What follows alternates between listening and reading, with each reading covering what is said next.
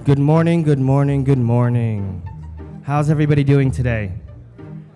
Fine? Awesome. Let me start by saying thank you so much for coming out here. I know it's early, it's raining, it's the first day of spring, it doesn't feel like it, but you guys made it out, so I have to say thank you. It's amazing. It's been a really awesome 3 days so far. I've been really excited, and I've been talking about beauty photography, I've been talking about fashion photography, and actually I've got a little video playing, and this is actually some of my commercial work. It's a behind the scenes. And what's interesting about my work, I think, is that I've been able to take my fashion photography, my beauty photography, my advertising, and given it a twist so that it's personal, so that I have not only my own style, my own feel, my own look, but that I can elevate something that's for a commercial client almost to fine art. This isn't the case here, but this is cool because I'm shooting for a tool company. I mean, there's nothing more boring than making a hammer and a wrench look sexy. And that was my job for this shoot. It was a very complicated shoot. It was 5 days, over 20 locations. It was about 40 different images in total that the client wanted. We were, oh, am I on the way? I'm sorry. We were doing everything from, I mean, you know, that's a grass cutter. How do you make a grass cutter look sexy? It's not easy. So that was my job. And actually, if you guys go onto my blog or my website, but on my blog, I have a lot of blog posts that show you the full day-by-day, step-by-step. And this project is interesting because the client gave me 6 drawings, illustrations, and said, we want something like this. We want Little Red Riding Hood, who's like this badass woman who she's got all these tools and she's got these sports cars and she's in the garden and all these things. And you have to make her look as interesting as possible. So that's what I had to do. They gave me a very small timeline to produce everything. Nice, now it's on both sides so I'm not in front of anybody. They gave me a very small timeline to produce it, but it all went down to knowing exactly at what time of day I was going to be at the right location to get the right lighting. So, and there's a mix of a lot of different types of light that I'm using. I use flash, strobes, I use continuous lighting, LEDs. I'll basically use everything from a medium format camera. Today I'm shooting with the new Fuji, and this is amazing. I mean, it's 50 megapixel, and you ask yourselves, why do you need something like this? But for example, I'm shooting billboards, so I'm doing huge, massive prints. If you're, let's say, a landscape photographer and you want to do big prints, that's why you want to make those big megapixels. But also, a lot of clients, you know, they might say, I'm shooting models, and they're like, we love her body, we love the clothing, but her face doesn't look right. So I'll have to take somebody's head in one picture and place it on another body. And you want that extra megapixel for that.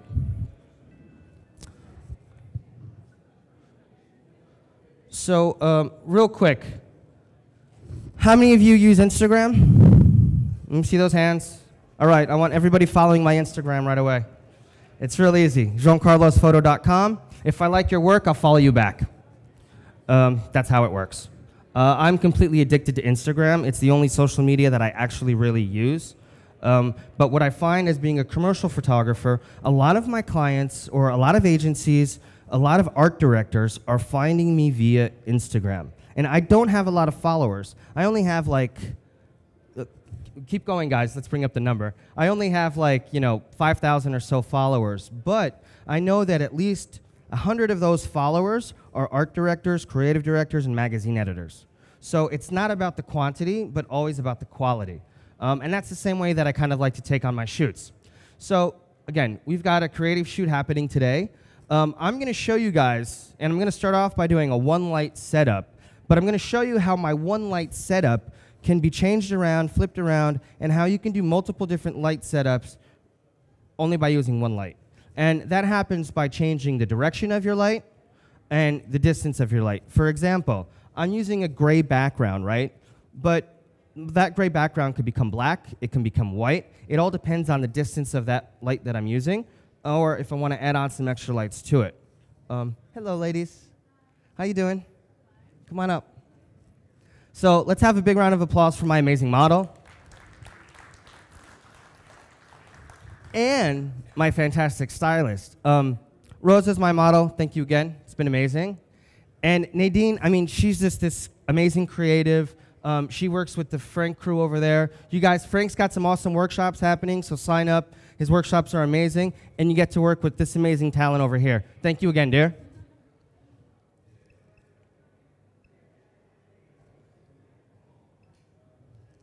There we go. All right, so this for me is a conversation. So if you guys have any questions, ask away. I'm going to ask, as I go through the presentation, if you have any questions. And I know you Dutch are very silent and you're very quiet and nobody really says a lot of anything. Please feel free to ask anything you have to. And if you don't want to ask in front of everybody, you can pull me aside afterwards. You've done it, I know it. A couple of you have already. And I am here to, answer any questions, look at your work, talk about your portfolios, no problem. All right, so everybody's on my Instagram? All right, good job. I'm going to set up my tethering really quick. So how many of you shoot tethered? 1, 2, 3, 4, 5, 6, 7? All right. So if I have any issues during my presentation, you guys know that that's normal when you're shooting tethered, right? As soon as you start adding a lot of cables and computers, the photography has changed. I've been a photographer next year for 20 years. I know I don't look it, not a day over 30, but it's true. Next year will be 20 years. And my career hasn't been like this. My career actually has been a lot like this. I've had a lot of ups and downs. I probably have had more downs than I've had ups. But I like to focus on the ups instead of the downs, right? And my work has changed and it has evolved also throughout the years.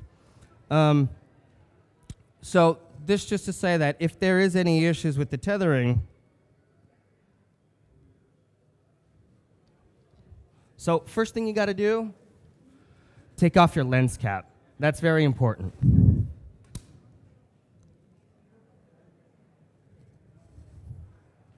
All right, so I'm going to take a couple quick snaps real quick.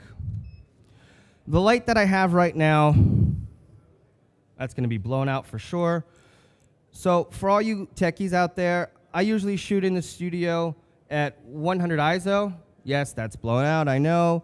I also shoot usually at 1/25th of a second. This is when I'm shooting in the studio, and that'll be blown out. So I'm kind of old school. That means I still use one of these. Everybody knows what one of these is? It's a light meter. How many of you don't use a light meter? Yeah, exactly, see? And then you guys wonder. Now, what's funny is that this isn't my light meter. I actually left my light meter back home. My light meter is so old school that it's not digital, and it's actually made by Minolta. And only until recently I found out that Minolta, they don't make light meters anymore, and they went out of business. But I love my light meter so much that I won't change it for anything. So I've been using the same one forever. But actually, that looks pretty good, and I didn't use a light meter, so that's called years of experience. Thank you very much. Big round of applause for me. Thank you. All right. Now, this is a typical hair shoot. So I shoot for, like I said before, beauty magazines, hair products, makeup companies, a lot of fashion magazines and stuff like that. But the big thing about beauty is people think beauty is only about faces, only about makeup, but it's not. Beauty is about hair. It's about skincare. Beauty is also about, it can be very creative makeup, or it can be very clean, natural, pretty, that you want to see nice skin and freckles makeup. And the retouching, when you work on shoots like that, is the same way. I can either do very limited amount of retouching, which is what I prefer. So what we're doing today is, okay, we've got all this crazy hair. We've got a one light setup, and I'm using a beauty dish. Now, I'm going to flip this over real quick. The beauty dish has a grid. This grid right now is 25%, but Beauty dishes, they vary. You can have 25%, 30%, 10%, and that's going to be the size of this hole in the middle, and that's how much light is going to be coming through. Now, what I like about the beauty dish, obviously it creates this really beautiful light, and the beauty dish has this first reflector inside. What happens is when the light hits here, it then reflects and bounces off the rest of it and gives a nice even spread. When I add this to it, I'm taking away about a stop, but I'm creating a gradient from my center to my edge. And that's going to create a really nice fall off. What happens is when I use a beauty dish, I use it at a 90-degree angle. Each light source has its own sweet spot, right?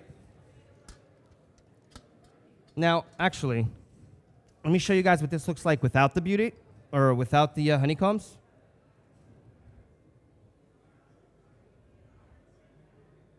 So look, do you guys see all that light right there? That's not that sweet spot. This light's towards here. So what I actually tell a lot of photographers is, take a little step over, dear. One more. Thank you. How many of you as photographers place yourselves here in the position that your model's in? And this is when I'm going to go and I'm going to direct my light.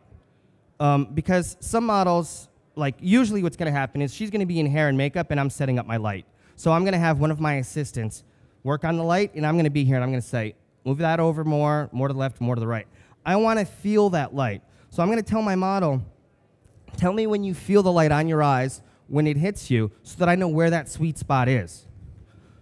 So, for example, like I look at that and I'm like, wow, that's really pretty. That's beautiful light. But in reality, it's going to be blown out most likely and washed out. But let's see. Oh, sorry about that.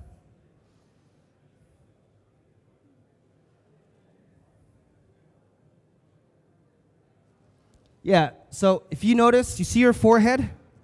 That's that hot spot. That's too much light that's not properly deflected. Now, there we go. That's it right there, right? See how the light now, that hot spot, you don't feel it as much anymore in her face? Let me take one more shot.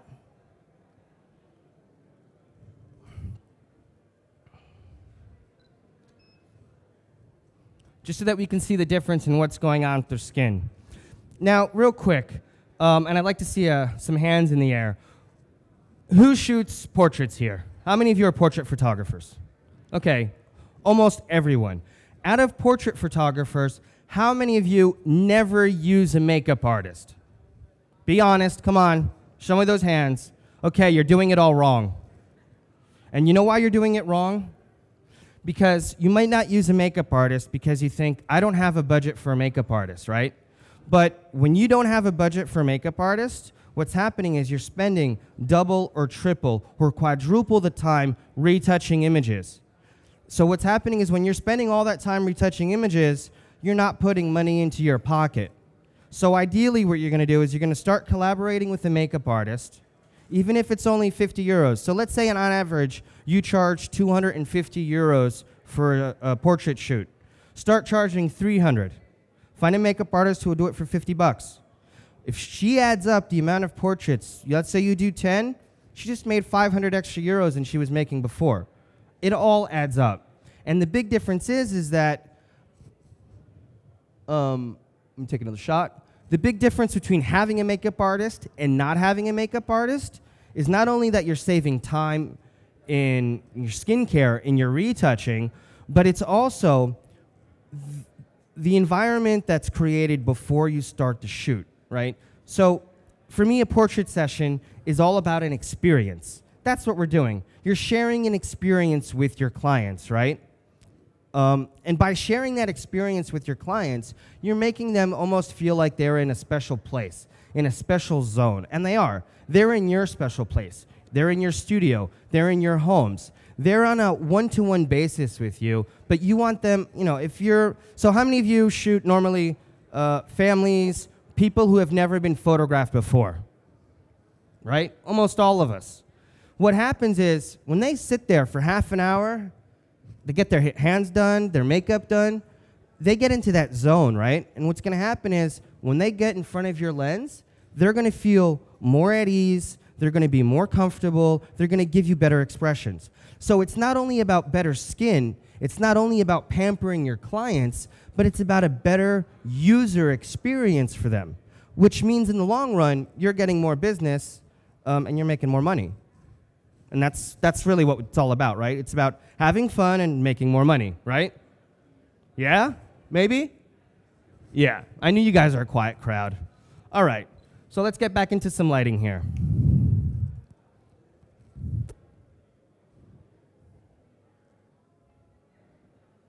Sorry, I didn't warn you. Take a little step forward. Okay. So in this case, I'm going to put the honeycomb back because I like this diffused light. I think it works for what I want. Also, this is kind of difficult because she's wearing white and her hair is very dark. So there's a huge difference in contrast between the two. So I need to go and find that sweet spot, not only of light, that's going to balance out both her body and her hair, but also her face. So I'm going to throw this back in. All right. It's falling. You got to move slowly. So I've got a quick thing. So for you photographers, both men and women, this is very important. I've been photographing models, both men and women, for a very long time. Almost 20 years I've specifically been fashion. That's what I've done. And I'm going to show you guys something. So this is a brand new job that I just launched, right? And ladies, I'm sure you'd love to be on this shoot. It's great, right? Nice, sexy guys. But I also photograph beautiful women. And what happens is I always have a female makeup artist or a female assistant on set so that if I need to talk to the model, if I need to change something, I'll have them do it. I'm the photographer. My job is to touch the lights, the camera, the computers, not the models. That's a big no-no. Now, I've been working in the US market for a long time, and that means you can get sued for just about anything. So what I'm telling you makes a little bit of sense, right? Yeah? All right. Going back to our lighting, thank you very much. Here we go. So my light right now, I'm going to bring it up just a little bit because I want that light on that hair. Now, this is one simple light setup with one light. Let's see what I got.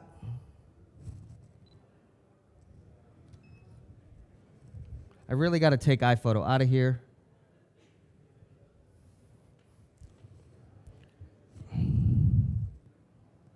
And I'm going to pull back just a little bit. Now, some of you might be wondering, what lens am I using? And I'm using the 120 macro. Now, I really like the macro lens because, and this is another quick tip, when you're working with a makeup artist, right, or a hairstylist, usually I'm going to go in and I'm going to do detailed shots of the eyes, of the lips. And why am I going to do that right at the beginning of our shoot? I will show you. I'm going to do that right at the beginning of my shoot because I want my model's makeup to be fresh. At the end of the day, here we go. At the end of the day, so these lips were shot right off the bat. And I got sidetracked, but in my own mind. So this is what happens. When I can, my model, before we do hair and makeup, I have the lights ready, and I photograph my model. Raw, the way she walked out of bed, no makeup, nothing, just so that I can see the light. Why? So that when she goes and gets her hair and makeup done, I show my lighting directly to my makeup artist beforehand, so she knows what to do. For example, a lot of makeup artists will add in contouring on the face, right? I don't like contouring. I don't like shadowing done by the makeup artist. That's my job as a photographer to do with light. Okay? So I prefer a nice, clean face. And then I want to go in and I'm going to do details. When my model comes back, her makeup is ready, and I'm going to go details of her lips. I'm going to do details of those eyes. So from the same photo shoot,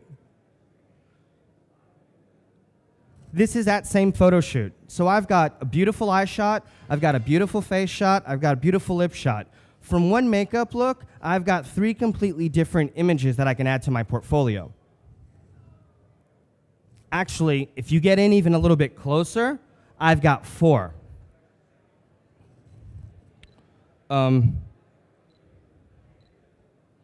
Beautiful right there. Also, yes, sir. Yes. Wait, I got you. Hold on. 1, 2. Is it working? Yeah, I think so. Any specific reason why you're just shooting on a landscape mode rather than a portrait? It's just... Right now, no. Honestly, for magazines, I usually shoot in portrait, for example, but I prefer landscape. I like shooting in landscape mode for everything, and I like double-page spreads in magazines. So that's why I like shooting in landscape. Either I'm shooting specifically for the cover, or almost everything I do is in landscape. I like to make my images breathe. I like, if I'm shooting on location, I'm going to shoot on an awesome location, so I want to see the entire location. In this case, I think that she has so much going on that if I do flip it over to portrait, the image is going to be very top-heavy. And I find that it's more balanced if it's landscape. Does that answer your question? But, so that question actually reminds me of something else. Now, if you guys notice, I don't have anything really planned. I like to kind of, one idea brings on another idea, and that's another little tip that I can share. So, by his question of, landscape, vertical, a lot of times I'll shoot an image horizontally, and then I'll shoot the exact same thing vertically, because my client doesn't know what they're going to do with it. Sometimes for my advertising clients, there's a lot of compositing that's happened. So because we're going to have to cut and move images around, or because clients don't know, they might do a billboard, but then they also might do a single-page ad in a magazine. Or on a bus stop, they've got a single image. So I'll have to go and maybe do a cleared-out image where I can then move my subject around in the landscape shot, if that makes any sense. All right, so going back, like I said before, I've got one single light, but I can change this light in many ways. Do you want to assist me real quick? All right. So this is one of my, okay, what's our major light source? What's the #1 light source in the world? Sun. Thank you very much. So all of my light, the way I see light, starts from the way I look at the sun.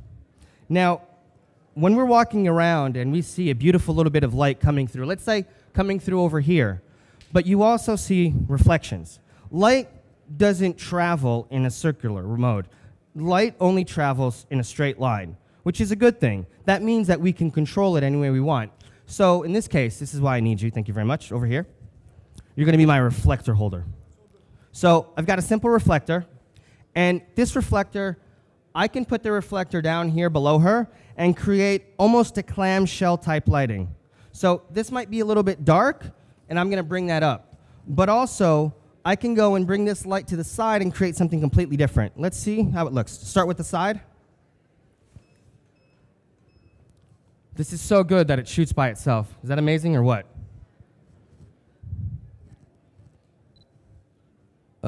Okay, so what he's doing right now, he's a little off because this is somebody else shooting somewhere and it's firing my flashes. For sure, not my fault. So here, I want the light directly below her, just like that, all right? Placing is very important of your reflectors, of all your lighting, to be honest. Beautiful. Sorry about that. Also, usually on set, I have myself, I have my first assistant, I have my digitech, and then I might have another assistant. Like, I'll have 2 or 3 people on set. It's never me by myself trying to do everything. It's a little crazy. Hello? Let me do one more. Same spot, yes, thank you very much. Hold that there. It's beautiful. Let's see what we got.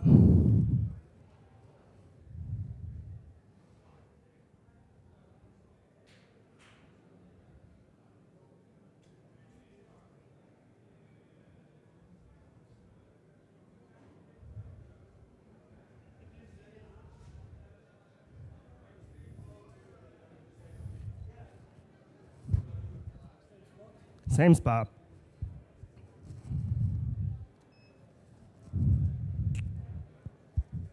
So when the image finally shows up,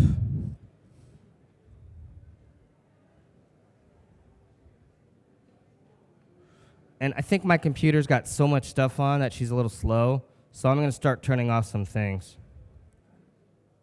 That happens. All right, I don't need this anymore. I'm going to turn off the internet.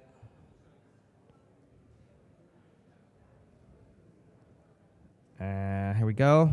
So again, this type of situation, this happens all the time, even on normal shoots, right? We have to invent. We have to figure things out kind of on the fly. That's what makes us photographers. As a commercial advertising photographer, that's even extended even more.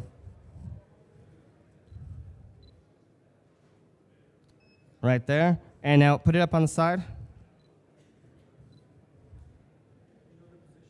No, wrong position.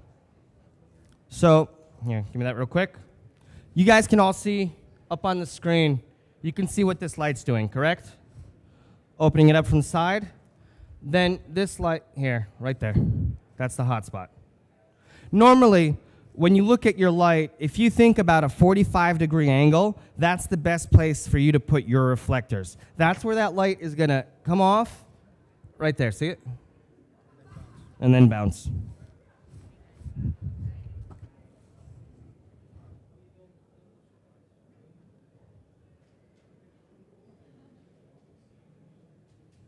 I've got any questions so far?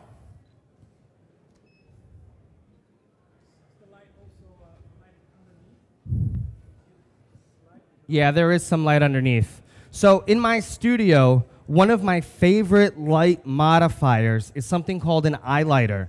And what the eyelighter does is, can I have that real quick? So the eyelighter's like a reflector like this. No, it's not you. It's somebody else firing some strobes. What the eyelighter does is it basically creates an effect like this, right? So it's kind of like an oval, and that's going to create a light under the eyes. Now, before I had an eyelighter, I'd use something called a triflector, and basically that was 3 reflectors like this, side by side. You guys can still do it. And what I like about that is you can all see what's happening with the light on my face, right? So I'll have one here, and then I'll have another reflector on this side so that I can control the lateral side, and then I'll have another reflector on this side. So it's giving me full control by only using one major light source.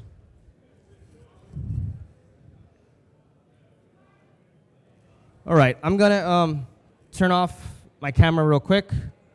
I'm gonna restart my camera and hopefully tethering will start back up again.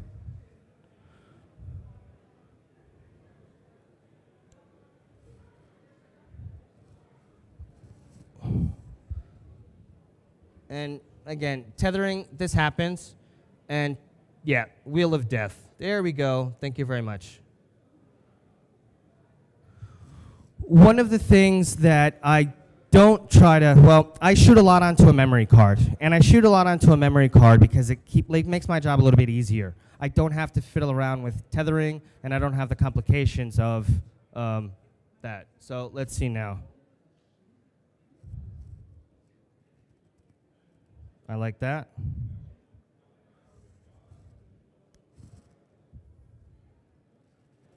Sensor cleaning, turning it off and starting it back over. There we go. I think my problem here is because I have iPhoto on, that it keeps messing me up.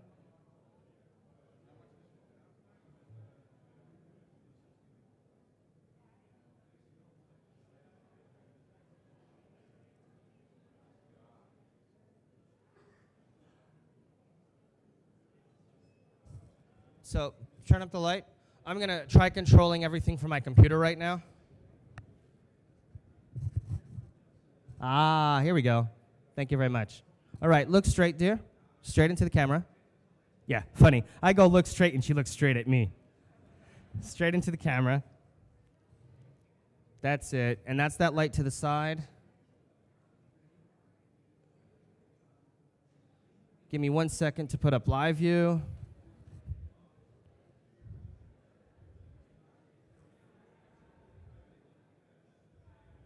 Ah, there we go. That's what I wanted.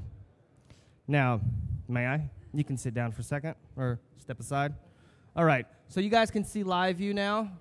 Yes, that's what I wanted. All right, so we have this light here. Real simple, we can see that. We have this light here, we can see that. Now, I also have another reflector that actually has a hole in the middle, right? It's called, I've got an Omega. It's made by Westcott. They're a company in the States. Now, I like that hole in the middle for one specific reason.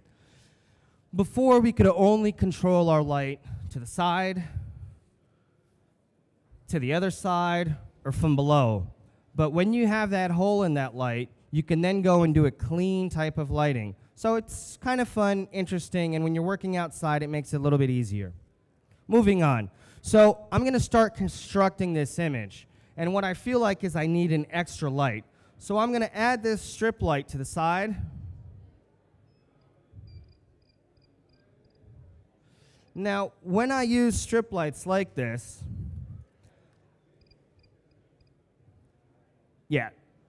I want to make sure that my light isn't going over. Look forward. Do you see her cheekbones? Rosa has the most amazing cheekbones ever. They're like 2 apples right here.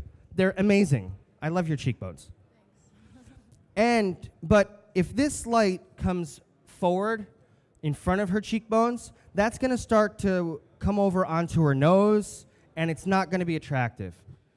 And I'll show you guys what that looks like. So I'm going to bring up this about maybe 2 stops over from what's happening over here on my main light.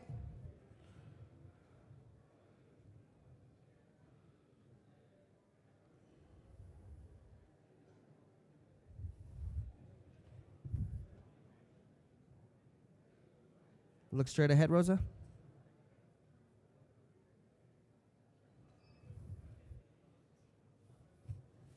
Now, do you see that? Instead of me shaping her face beautifully, oh, sorry, go back.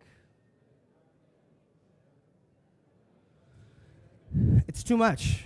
Instead of me shaping her face beautifully, I'm actually deforming her face. So I'm going to bring this light back just a little bit, and I'm going to actually bring this light up so that not only do I have a strip light, but I'm also bringing these highlights into that hair. I want that hair to really shine. I want that hair to have a lot of detail. Now, the one light, I don't like this. I don't think it's balanced to have only the one light. So I'm going to add a second light to my set.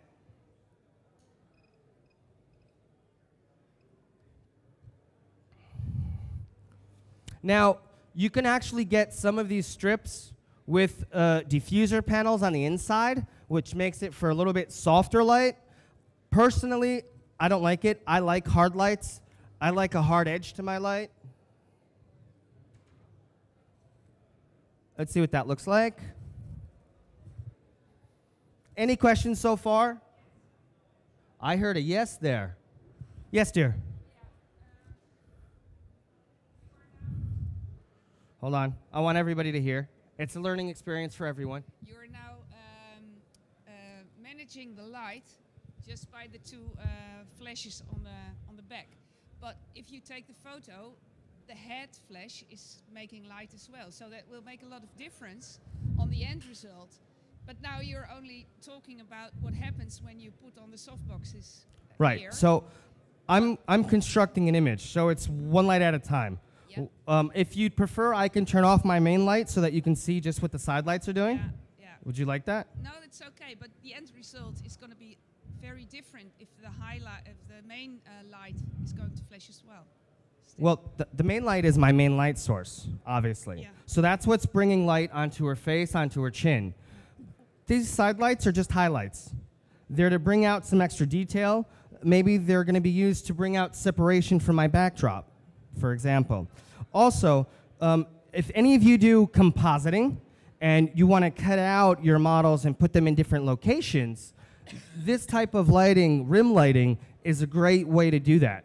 I've got a lot of my work that's all done with rim lighting, and then I'm putting my model in a different location where it suits me best. Why? Because it's easier for me to cut out my model when it's rim light, for example. Um, Dat lichte randje wat zij nu krijgt.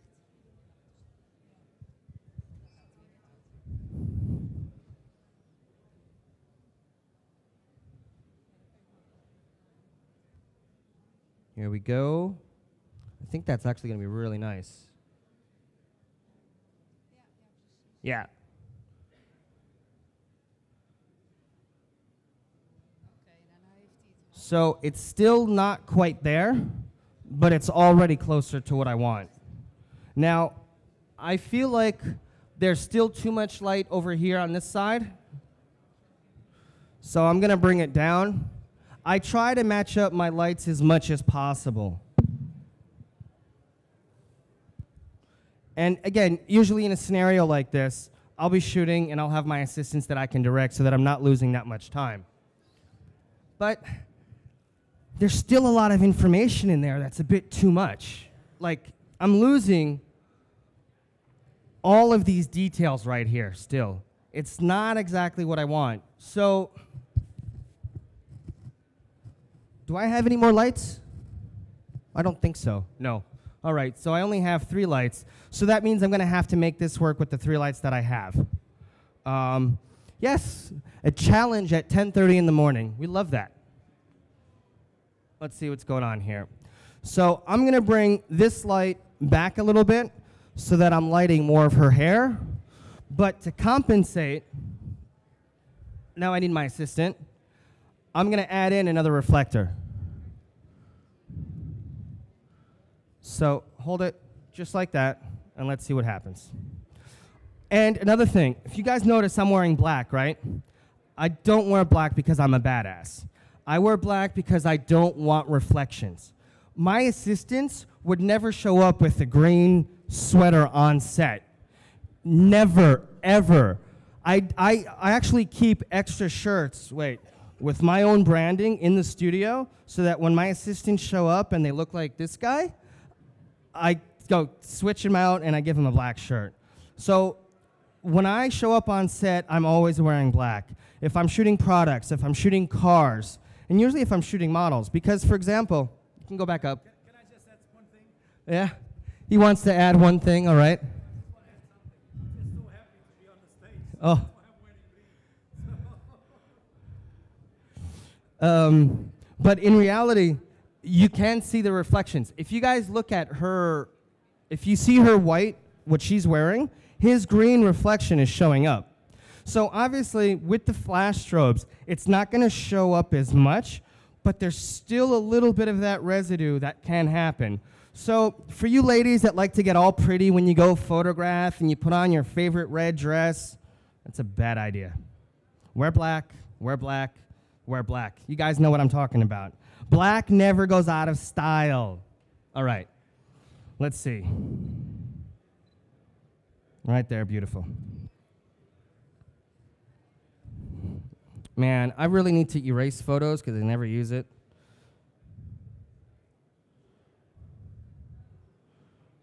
Okay, so if you noticed, I brought my main light source up a little bit.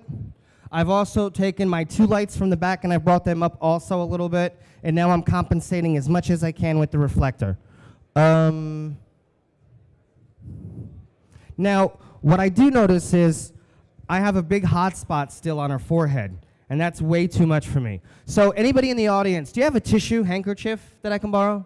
Tissue would be ideal. Yes, awesome. So, thank you. So what's the photographer's #1 friend? Wait, what? Powder? No, gaffer tape. Gaffer tape. Yeah, you don't know, you know what gaffer tape? So there's a special photography tape that pretty much you can tape anything up. That's my #1 friend in the studio. My second #1 friend is powder or a handkerchief. And thank you. And what I'm gonna do is, okay, I usually have a makeup artist on set. Nadine's awesome, thank you, dear. But because it's hot in here, she's a little sweaty. Now, this is the wrong way to do this. Oh man, it's so hot. And when you do this, all you're doing is you're wiping away all the makeup. That's not the way to do it. So let's say you're photographing men and He's a little bald and he's got a lot of shine and shimmer, right? All you do is pat. Pat, pat, pat.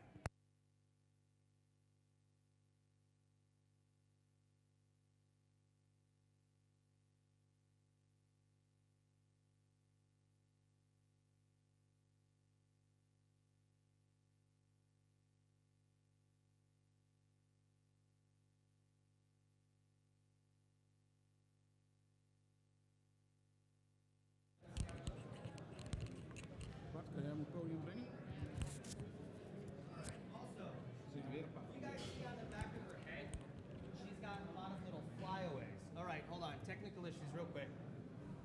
Let's just change the pack, no? Whoop, hello? Yeah. No, it's not there. So, this is the way you do it? It's not my fault.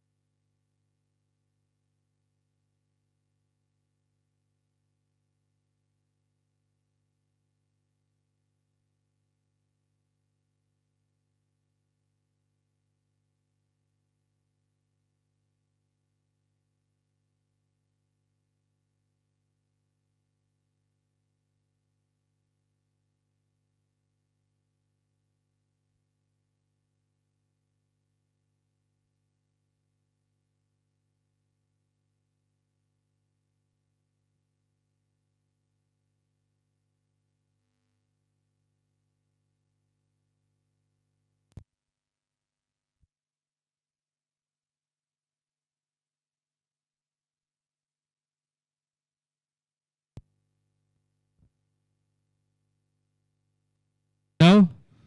Bring up the mic. Here we go. All right, I'm back. Big hand of applause. It's not because I really did anything special, but it's working, so I'm happy. All right, let's see what we have here. So what I was saying was, you see the back of the head? I'm really very finicky. I'm very peculiar about my shoots. So, for example, if I see anything that I can take away on set, I will. So, like, you see, look forward, dear. If you guys see the pictures, you see these little flyaways? All of this for me has to disappear before I take the picture. Why? Because that's money in my pocket, leaving my pocket if I take the picture with that in. There's no reason for it to stay there. So if I take it out now, I save maybe half an hour of editing and retouching. When makeup artists do the makeup and they say, oh, can you fix that line after in post? I go, no. Can you do your job and fix it now?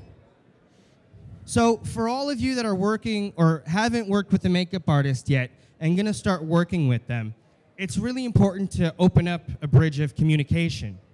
And in that bridge of communication, make sure that they know that you're the boss. But by you being the boss, you also know exactly what you want. So for example, oh, somebody's flashing away. All right, let's see.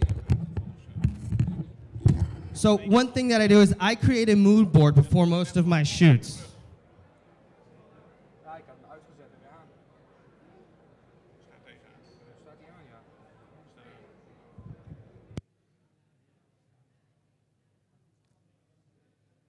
Come on.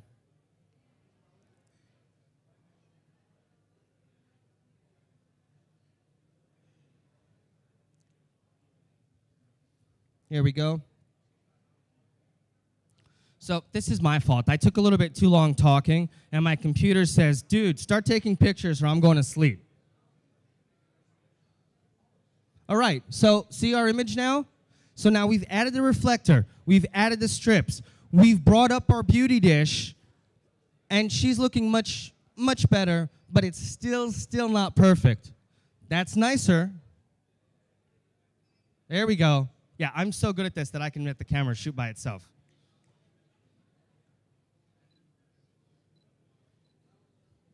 Bring the reflector down just a little bit.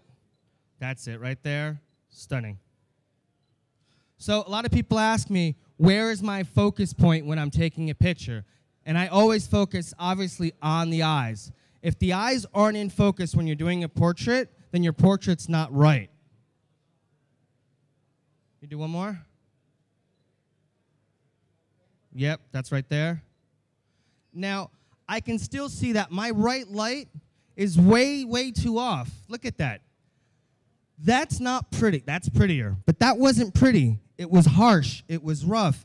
It was molding too much of her own face. Look forward, dear. Do you see how amazing Rose's face is? How linear her face is? I want my highlights to come from the back, not onto the face, because that's too distracting, and we're changing too much of her own face. So I'm gonna bring this back over a little bit. And let's see what it looks like now. Again, for me, photography is all about very little tweaks. I don't have big model changes. When I'm posing my models, I don't have her go from one extreme position to another extreme position. She's gonna move gradually and slowly. And every little change makes for a different image, right?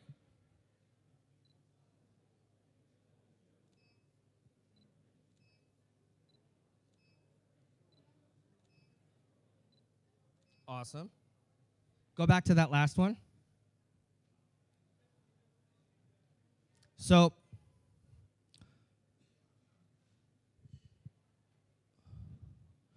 now let's see what's going on here real quick. So she's changing up her posing, and what happens is that in certain positions, the light that I've added doesn't work, which means that I need to go and, let's say I'll find that perfect pose. I will then tweak my light for that perfect pose. I won't only set up my lights and go click, click, click, click, click, click, click, click, click throughout the whole shoot. No. I will find that perfect pose and then tweak my light to that pose if need be. Like that, for example, is really quite nice. But see that side light, the rim lighting? It's too much. It's overpowering. You don't think so? Now, Rosa dear, do the same pose. Okay, so I'm going to show you the same pose with the light perfected the way that I want it.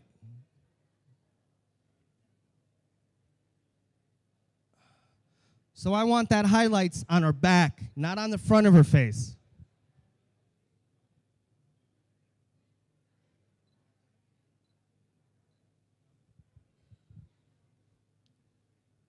Again, normally I'd be on the camera saying, move over there, move over there. Bear with me, guys. That was a little bit in my frame, so I'm going to pull it back out.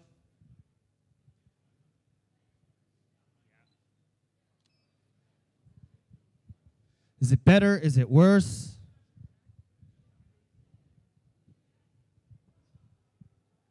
Feels like it's almost the same, huh?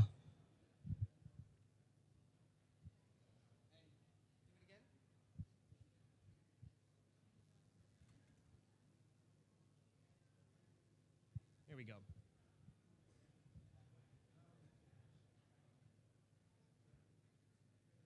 Okay, so here we go. There's something also that I have in my studio that I don't have here, but I'm going to get anyway, is a black flag.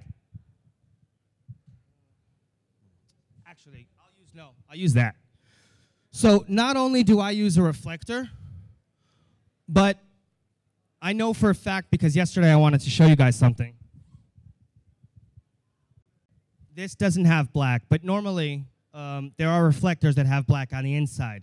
So what I would do in a situation, you got one there? No.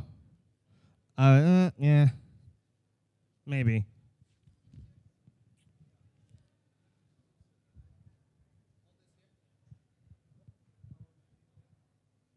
So just because you have a light modifier that's shaped like a rectangle doesn't mean you need to use it that way. Yeah. So in the studio, not only do I have reflectors, but I also use black flags to diffuse light, to take light away. Go a little bit that way. Perfect. A little bit more right there. Also, if you guys notice, I never have my model smile. Smile, Rosa. Oh, Rosa has a beautiful smile. She's got, let me see your little, she's got a little split in her tooth like me. I love that. But in fashion, if you notice, models really don't smile. They smile for lifestyle, they smile for commercial stuff, but they don't smile in fashion. You know why? Because people in fashion think that they're very serious. Okay, you cut a little bit too much light. Yeah, a little bit. Right there. Go back to the same position, Rosa, right there. Cut a little bit more. Oh, no, you're perfect. And now with the reflector, cut out the light. Yeah. Also, if you guys notice, even though I'm on stage, I am composing my image. I'm leaving her all of this area to the right side. Now, isn't that better? Right? It's much better. So see how by cutting off a little bit of that light, so I gave her a highlight, which is beautiful, but at the same time, I'm not overdoing it. I'm not changing the way her face is. You can do straight on. Actually, I'm going to change some stuff around. Any questions out there, guys, ladies? Yes, ma'am.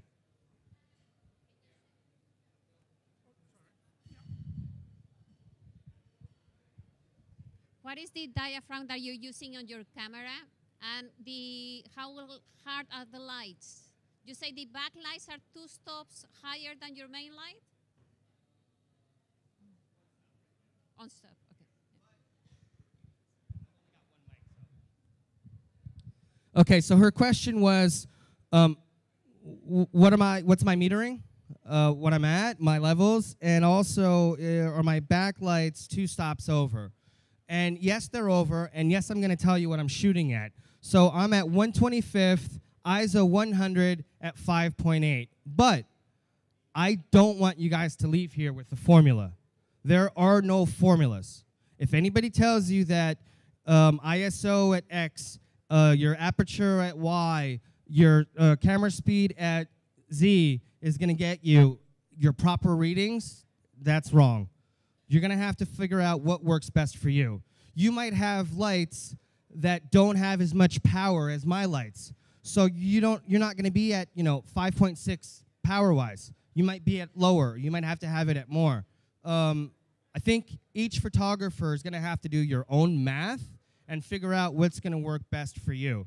I can just tell you what my standard is. That make sense? Yeah.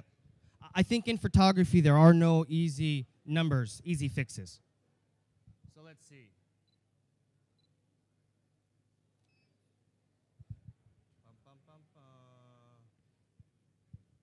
So I'm going to get a little bit more extreme, and I'm going to take out this diffuser in the front of my beauty dish.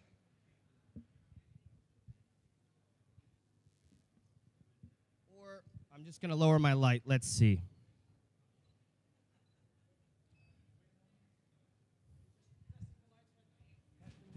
Testing the light for now.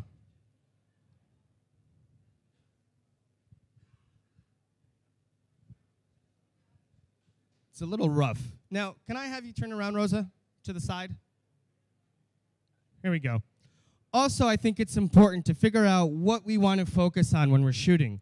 You know, is the client telling you, is there a detail in a jacket that you need to focus on? Is it the person's expression? If you're doing a portrait, maybe the clothing isn't important, but what they're saying with their eyes and their attitude is more important.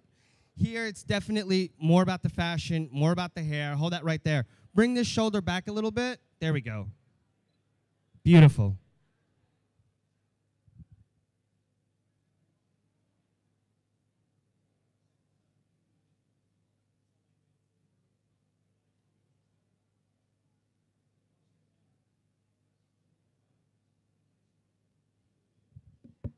Yeah, this is, I think my computer is really that slow because the camera's got a really fast pickup speed.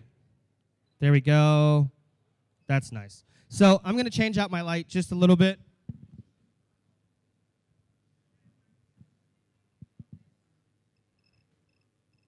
So I'm bringing up my light, but I'm also bringing it back up behind me.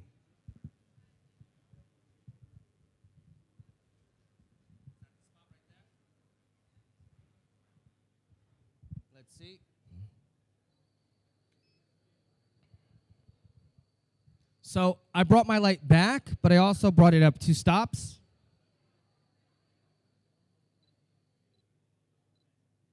Bring that shoulder back a little bit, Rosa, right there. Your head up just a little bit. That's amazing. You're beautiful. Gorgeous.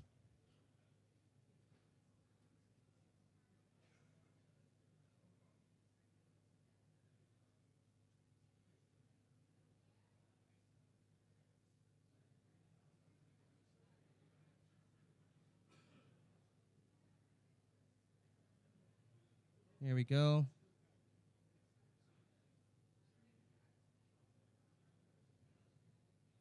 All right. It's a little too dark.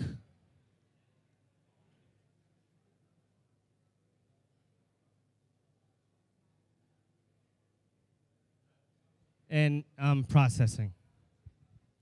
You know, one of the things about when you're shooting with a large format camera or medium format camera is that your files are much larger.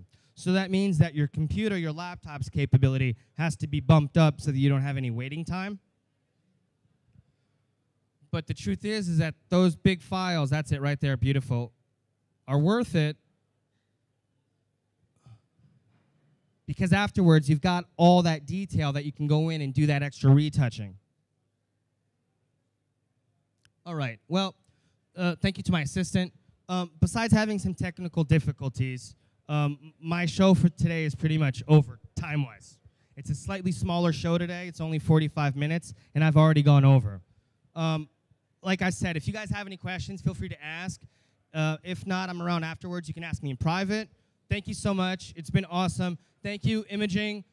Thank you, everybody. Have a great morning, and enjoy the rest of the show. Oh, wait. Nobody move. Nobody move. I got to do my group selfie real quick. Come on. You're moving.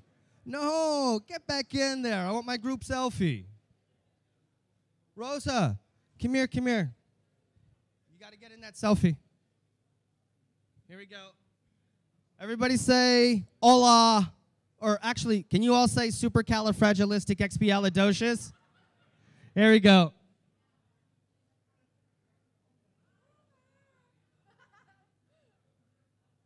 Yeah, Rosa's hair covers up everybody. All right, thanks, everybody.